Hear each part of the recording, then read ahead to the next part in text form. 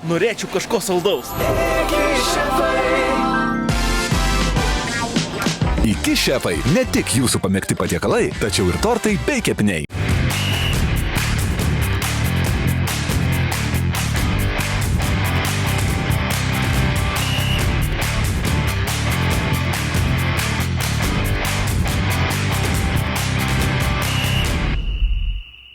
Desertai grąžinantis į vaikystę.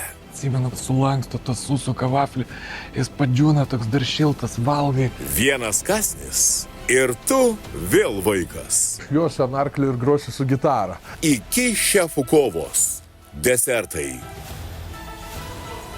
Mano vaikystės desertas yra cepelinai.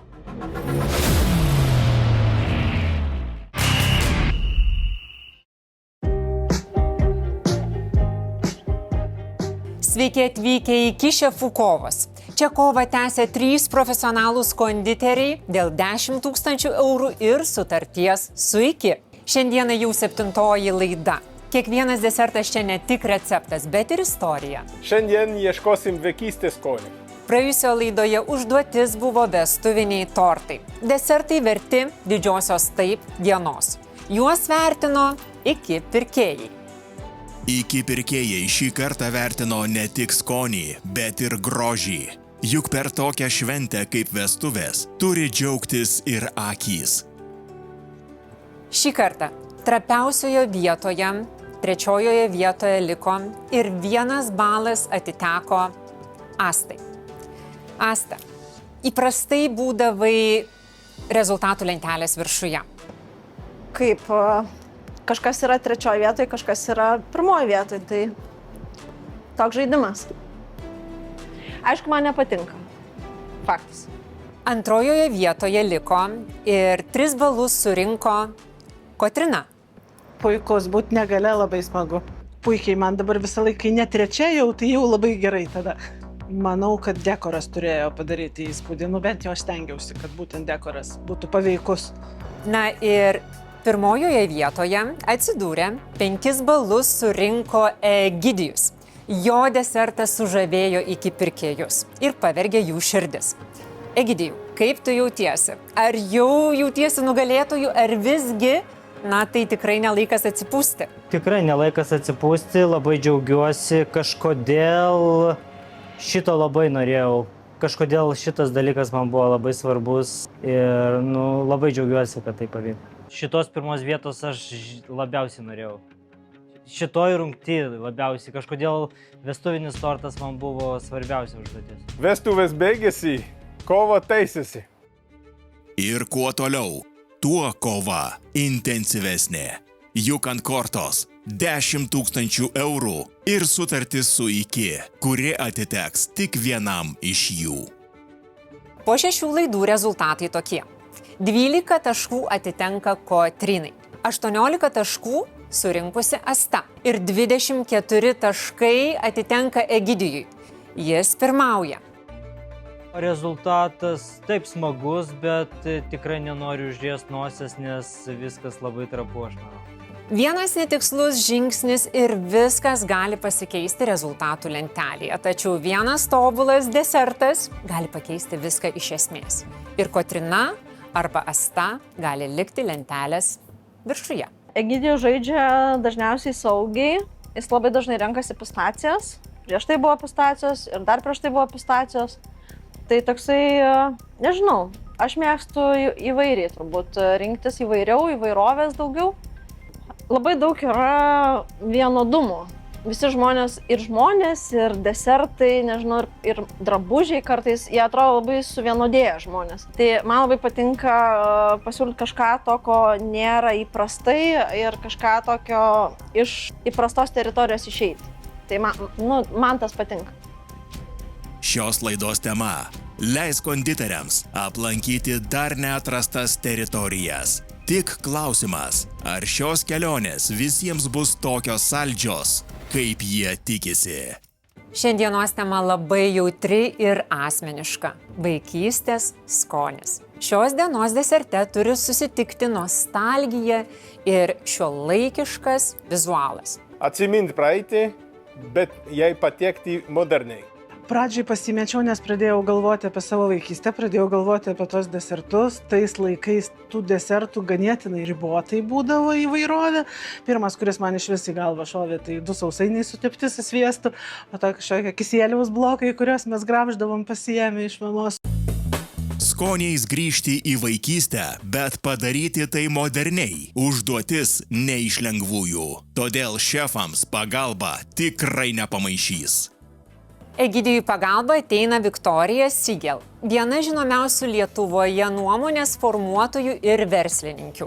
Aš labai visą laiką esu kovojanti už būvį, kovojanti už šiltą vietą ir nepasiduodanti gyvenime. Visą laiką galvoju, gerai, yra problema, kiekvienai problemai yra sprendimas ir yra išeitis kažkokia. Ar jinai greičiau ateis, tas sprendimas ar išeitis, ar vėliau? Bet still ateis. Sveiki. Egidijus. Viktorija, malonu. Malonu. Nu, šiandien turėsit išmokinti. Žinau, kad jinai viena garsiausių Lietuvoje, todėl man tikrai mane nudžiugino ir tikrai norėjau su ją pabendrauti. Kotrynai į pagalbą ateina Iron Vytas. Tu mano rytas, tu mano saulėtos dienos, tu mano naktis, tu mano kelias mėnesienai, tu mano akis, tu mano karštas jausmas, tu mano dangus, tu mano laimės paukštis, tu mano... Muzika ir sporto salė yra jo kasdienybė. Tačiau dabar jis yra ir režisierius serialo Paskutinis raundas. Aš esu mėsaėdis ir aš mėgstu gamintis labai paprastus dalykus, tai yra kaip steiką. Tarsi aš labai nemėgstu neaiškių patiekalų. Nes kur žmonės, aš čia padariau iš faršo kažką, tai aš tada žiūriu ir galvoju, kas čia dar, kiek čia maisto medžiagų, kas čia tokio. Rytas. Kotryna. Malonu. Malonu. Astai pagalba ateina aktorius ir prodiuseris Mindaugas Papinigis. Jis ne tik teatro ir kino aktorius, bet ir spektaklio Naujas gyvenimas prodiuseris. Iš tikrųjų, dažnai maitinuosi ne visai teisingai, ne visai sveikai. Į bulvių košę su kokia karbonadu. Turiu savų maisto nuodėmių. Ką gaminsi? Eklerus. Jėga. Trumpa pažintis ir laikas keliauti atgal į vaikystę. Reikalavimas kaip ir vaikystės nostalgijos kažkoks tai desertas. Tai batonas su sviestu ir cukru. Man pirma mintis tai buvo sausainiai gaidelis ir sviestas per vidurį. Man su vaikystė siejasi labai paprastas desertas. Turbūt dabar tokį desertą valgo benamiai greičiausiai, tai yra batonas su sviestu ir cukru. Tai vat mano būdavo desertas. Bet ne, šito nedarysim. Darysim šokoladinės bulvytės, bet jas šiek tiek modernizuosim. Šokoladinės bulvytės aš to vaikystėje neragavęs. Mano mama gamindavo labai skanės šokoladinės bulvytės. Ir būtent ir sugalvojau jas perdaryti ir šiek tiek pakelti iki šių laikų. Tai gerai, tai kas tas yra šokoladinė bulvytė? Jas anksčiau darydavo iš sviesto, iš trupinių. Būdavo kokio nors seno ten betono trupiniai, sudžiūvusio, sutrupinti arba biskvito trupiniai, su kakava. Viskas sumaišai. Kaip jie atrodo, aš nežinau. Apvalios būdavo tokios bulvytės šokoladinės. Tai mes dabar gaminam šokoladinės bulves. Tiesą pasakius, tai visiškai nesisėja su mano vaikystė, nes aš net nežinau, kas tai tokio. Gaminsim Napoleoną. Napoleoną, tiesiai 10.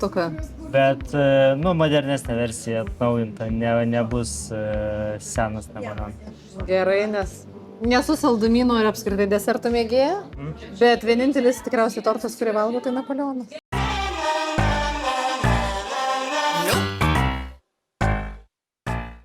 Šį kartą receptai atkeliauja ne iš knygų, o iš širdies gelmių. Kiekvienam konditeriui jų desertas yra ypatingas.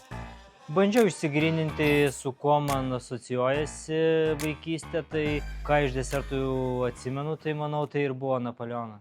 Mano močiutė kepdavo Napoleoną, aš naudoju tą pačią tešlą, stengiausi jos visiškai nekeisti, patobulinau kremą ir pabandysiu pateikti moderniai visą jau pateikimą. Žodžiu, taigi. Jūs jau esate... Aš jau po truputį pradedu. Starto tiesiojoje. Nu taip. Iš esmės mano pagalbos reikia. To aišku. Svarbiausia geros nuotaikos. Yra netrukdyti. Ne, reikės pagalbos. Mes eklerus. Eklerus. Kas ten netokia? Eklerai tokie. Šitą bulką su viduj kremu. Tai yra mano mamos visą vaikystę gamintas mūsų vaikų mėgstamiausias desertas. Mes jį vadindavom eklerais, bet iš tikrųjų techniškai tai nėra eklerai, bet mums tai yra eklerai ir visą laiką bus. Ten nesikeis niekas. Kaip tavo šiandieną? Tavo, sakau tu? Ačiū. Būsim draugai. Aš esu teatro prodiuseris ir šiandien rodžiau spektaklį Vilniuje. Labai gerai pavyko ir esu dabar toksai visas užsivedęs ir noriu kažką tai skanaus pagaminti. Gerai. Tai šiandieną tokia smagi ir nostalgiška tema - vaikystės skonis. Ar tu turi kažkokį tai savo vaikystės skonį? Aš pats jau dabar jau gaminu, bet jau mano mama tai jau kepdavo tarteletų su rabarbarai. Prancūziškas vaikystės skonis, tai ne mūsų gaidelis degintas. Taip, tai jau ir tą receptūras aš labai saugau, nes mano mama gavo iš savo senelį, kur gavo iš savo senelį. Lietuviai taip pat mėgsta rabarbarus iš tikrųjų. Jau, bet kaip aš suprantu, tai jau su kuo aš bendrauju, tai jau vaikystė jau lauždavo tas rabarbarai. Taip, va taip tiesiog. Užmerkydavo į cukrus ir taip kramtydavo. Taip. Aš nelabai jau matau prasme, bet jau jeigu taip, tai jau gerai. Čia lietuviai, ne prancūzai, o prancūzai uogienę iš rabarbarų darė. Jeigu esi profas, aš pavyzdžiui ateinu į parduotuvę ir sakau, pasverkit man ne ten pusę kilogramo, ne kilogramą. Pasverkit man kilogramą 200. Ir profas stovi už prekystalio, mane taip pasižiūrė, tu. Sako, gerai.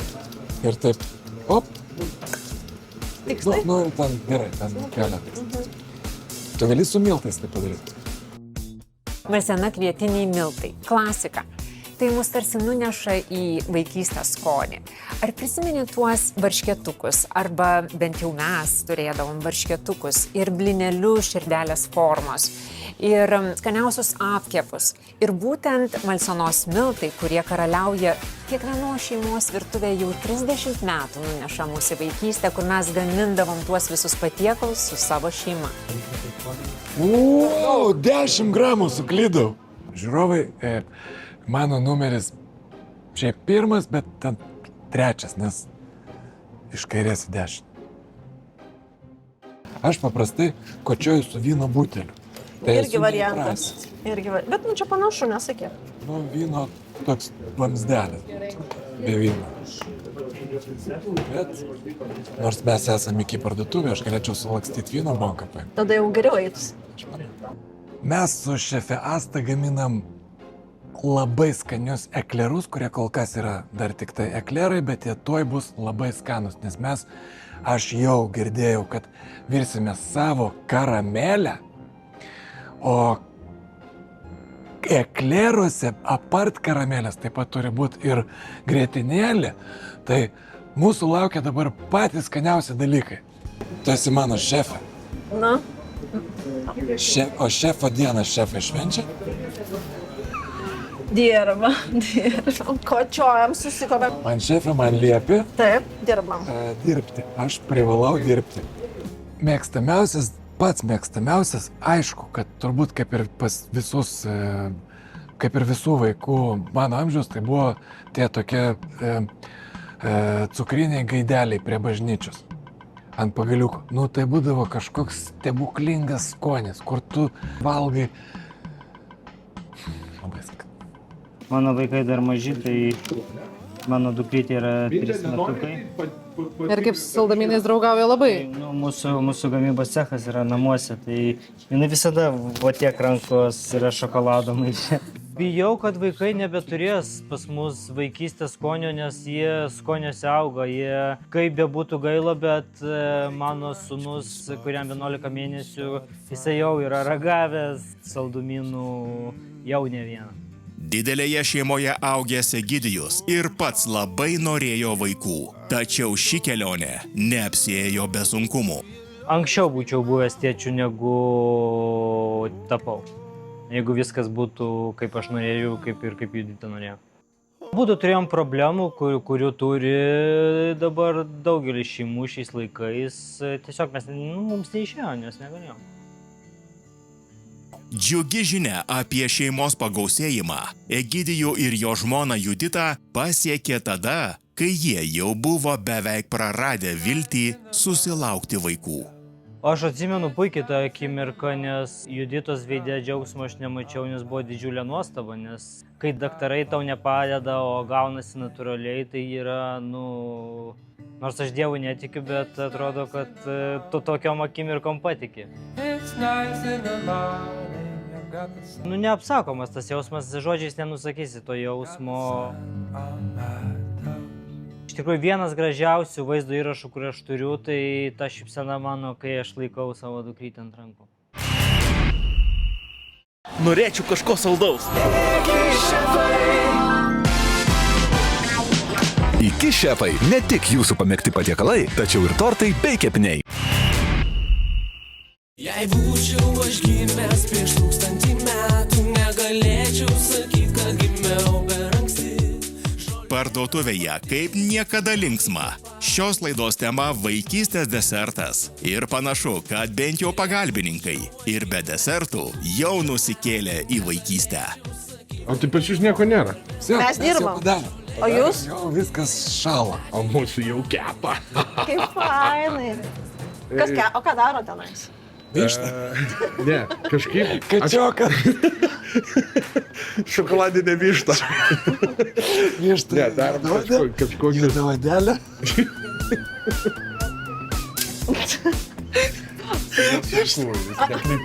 Tai man bus sunku? Jis kartais vaistų neišgeria, o tada būna... Šypsenų daug, bet konditeriai pagrindinio tikslo nepamiršta. Liko vos kelios laidos iki finalo, o jame būti nori kiekvienas. O kaip prieš tai sekėsi visos laidos? Aš dabar pirmoje vietoje esu po šios laidos, aš esu išsiveržęs 6 taškus. Super. Egidijus dabar laimi reitinguose pirmoje vietoje, tai... Aš kačelins. Užsikačelinau normaliai, gaunu, tai ką tik nežinau, nelabai norėjau. O ką jūs čia gaminate? Napoleoną. Napoleoną? Rimtai? Tai kepurė ne tokia turime. O kokia? Ar kaip pas Napoleoną? A kokia pas Napoleoną buvo kepurė? Tai mindė, žinau, aš tai durnas kačiakas. Man atrodo, pas ir buvo tokia aukšta, ar ne? Eik, tu savo, bet duosit paragauti? Duosim. Aš namo turėsiu dukrai paimti. Bet tai palauk, Napoleoną ten nereikia ilgai kažkaip jo gaminti. Aš galvoju, kad ir vanilės nereikia Napoleoną. Pas mums bus moderni versija. Wow, čia vienas iš skaniausių desertų. Napoleonas šaltas. Kas rytoj laimės. Kažkaip tai tikiu mūsų sėkmė. Kodėl? Nes Napoleonas toksai ganėtinai populiarus desertas, populiarus tortas. O čia toksai bus modernesnis, su vanilė, su spangulėmis, tad turėtų sužavėti, pati labai noriu paragauti. Šiaip įdomumo dėliai. Daug nevalgysiu, pamatysi tikrai tik vieną magus 2 šaukštukus. Ir kiti, kai sužinojo, kad mes gaminsim Napoleoną, oho, kaip faina, tai suprantu, kad tikrai Napoleonas yra tas, kuris dažniausiai lyderiaujantis būna tortas. Aišku, dėl manęs rytoj galėtų duoti karką, kokią ragauti laimėtų iš karto. Aš mėsų norėčiau. Taip, man labai ten akis rėžia visus tos dešrelės. Dar papildomai. O galima Napoleoną su dešromu? Aš pati esu klaipėdietė, iš Klaipėdos gimusi. Klaipėdoje tai mes turėjom tokį 2 gaidelį kavinę, restoraną ir tenai cepelinus. Man ten buvo šventė, nueiti cepelinus pavalgyti su tėvais, man čia jau buvo next level. Tai iš vaikystės labai atsimenu tos cepelinus. Įsivaizduoju, jau vaikystėje galėdavau jų suvalgyti 3. Maža mergaitė. Nuo vaikystės desertas yra cepelinai. 125 kiaušinių perskačiau, čia gramų. Čia, va, kaip tik žinau, gali atsinešti, ten matai pintinėlę tau paruoštą. Aš einu kiaušą. Na. Kaip raudonkiu, aš einu kiaušą. Šitą lėtą? Tikrai skanus desertas bus. 100. O, kokį deformuotą kiaušą. Žinai, kad virti čia. Čia virti šitoj, ką čia kaip virti? Goniš, nevirti, aš tau moku. sakau, čia virti. Žiūrėk, būtų virtas, jisai suktas, jis Nu, kas tas nesisuk. fizikas? Aš tau sakau, šitie virti tenais apačioj paprasta. Šitoj tumbačkai, taigi mes įmėm iš ten. Tumbačkai?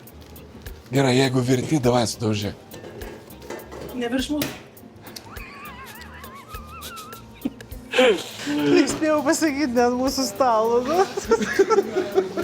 Šiek tiek chaotiškai viskas vyksta, bet aš manau, kad gerai, nes išblaško ir smagu. Visai kitaip dirbasi iš tikrųjų, kai labai gera nuotaika yra. Bet ir padeda labai, iš tikrųjų, stengiasi, tai tikrai taip. Šiau čia įvyko Mindaugas, pasakė, kad virti kiaušiniai. Čia jau nauja tendencijos. Čia labai moderniai. Taip, čia menas, šiaip jeigu ką, tai čia yra menas. Matėt, kažkada bananą ant sienos buvo priklijuotas, tai čia yra kiaušinis.